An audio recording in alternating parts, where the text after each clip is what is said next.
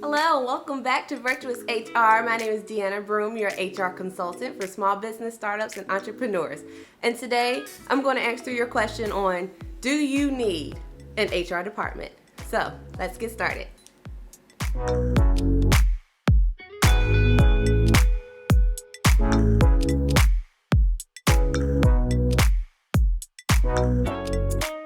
The first thing you need to ask yourself on top of the question of do I need an HR department is how many employees do you have currently? Now, if you don't have any employees, then there's really no point in watching this video, but you can watch it maybe for future references. If you have 10 or less employees, that's really up to you on whether or not you need an HR department.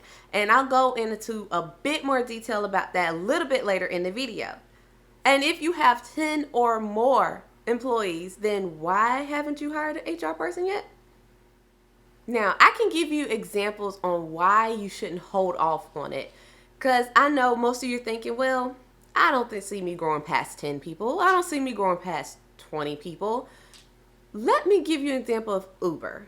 Uber waited until they had 500 plus employees to hire their first one person HR professional.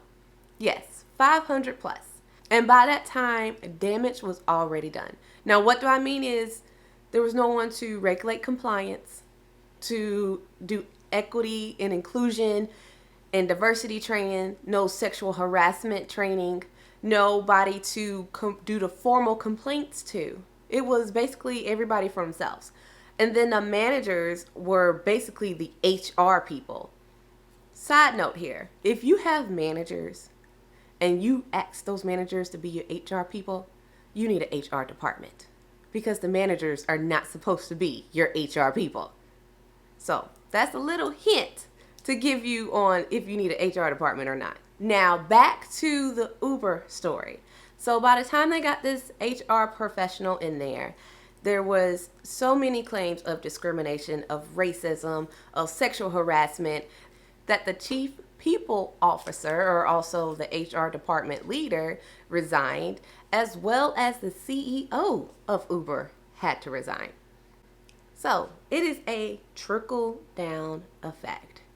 You are the head of the snake, and then of course the rest of the body is going to follow through. I explained the Uber example not to strike fear into you, but to give you a heads up of what's to come if you don't take HR seriously, especially starting out as a business.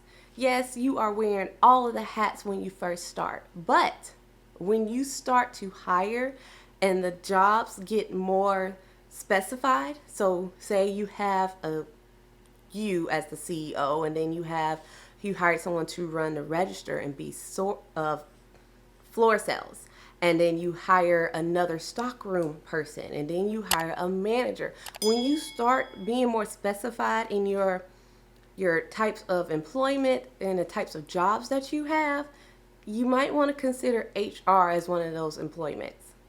But if you are in a position where you just don't have the funds to hire anyone right now, ask for a free consultation. Ask a free consultation from an HR professional. They don't even have to be a consultant, just someone you know that works in HR, or even an employment law attorney.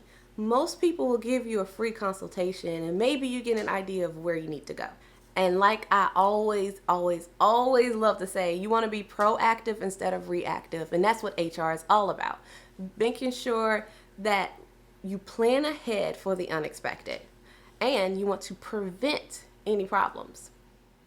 Of course, drop a comment below if this is helping you out in any way. Let me know what small business you run. And YouTube is a business. Ding, ding. As well as letting me know what videos that you want me to do next. Now, HR is so much more than judge, jury, and executioner. I know most people, when they think of HR person, they think, oh, this is a killjoy. Like that lady from Office Christmas Party. You know, they always said, well, we can't do this. Yeah, I'm not that type of HR person, and I'm pretty sure you're going to find some other HR people that aren't like that.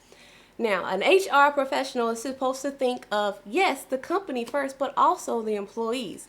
It's a balancing act for us. We have to consider what's best for the employees and what's best for the company. And so when we weigh those two things out, sometimes the employee loses and sometimes the company loses. But you have to get an ethical HR person. So with that being said, what an HR person can do for your business is a multitude of things. And if you go with a generalist, then you're more likely to get someone that can do a little bit of everything. What I mean by a little bit of everything is that they can improve your recruiting strategy. They can help establish and improve your culture to make it seem more diversified and inclusive. They can provide training and development as well as keep you updated on labor laws. I'm talking about federal, state, and your local labor laws.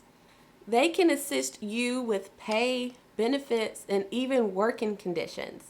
And the most important thing is they can serve as a mediator to prevent and resolve workplace issues.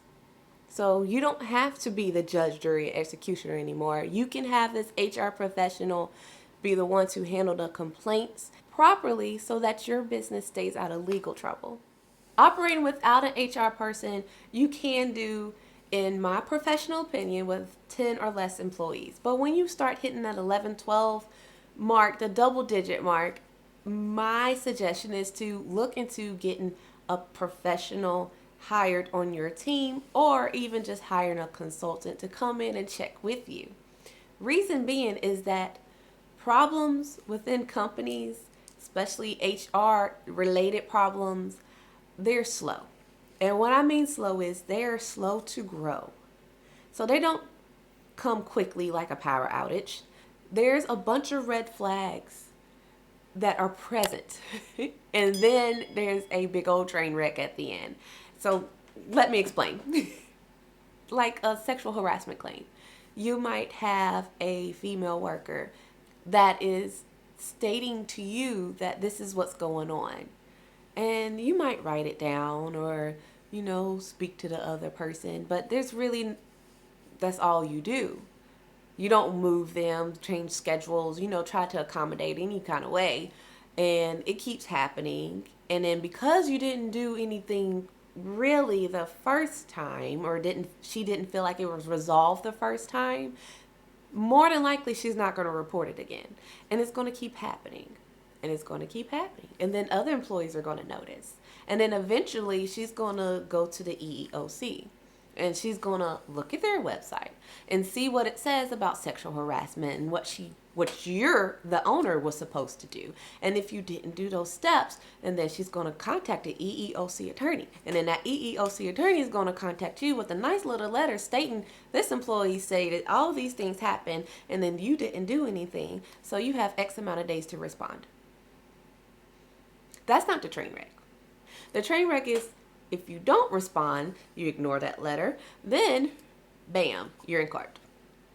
And they're going to put the issue up on their website so that way the whole world can see what was going on in your company. That's the train wreck. You see all those little red flags?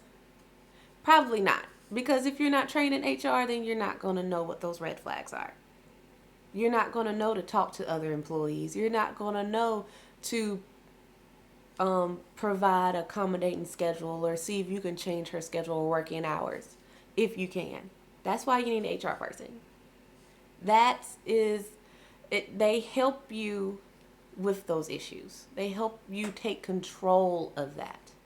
Now, companies with a lot of employees, let's say double-digit employees, have increased turnover rate. Now, the turnover rate is mainly because there's inconsistent in their training, their development, their pay, basically almost all aspect of it. And an HR person is going to help you stay on track with that. A good HR person. I'm not going to say all HR people, because not all HR people are good people.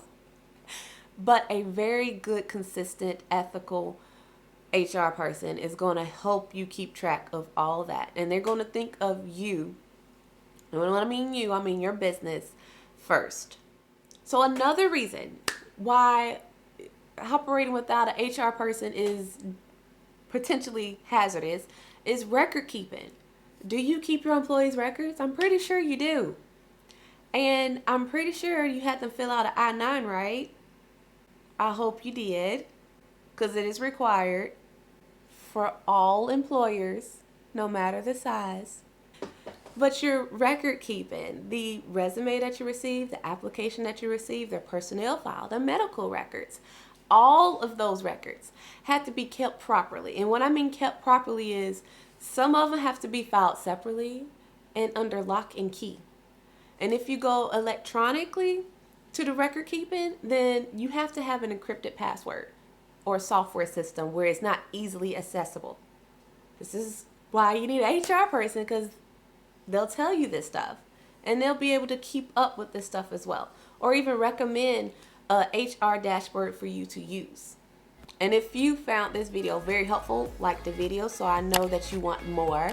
Comment on if this was helpful. Subscribe to the channel so of course you can always get notified on when the next video is coming out. My name is Deanna, Virtuous HR Solutions, your HR consultant for small business, startup, and entrepreneurs. Thank you again for watching another video. Tune in next Thursday for a new one. Until then, see you next time. Bye, guys.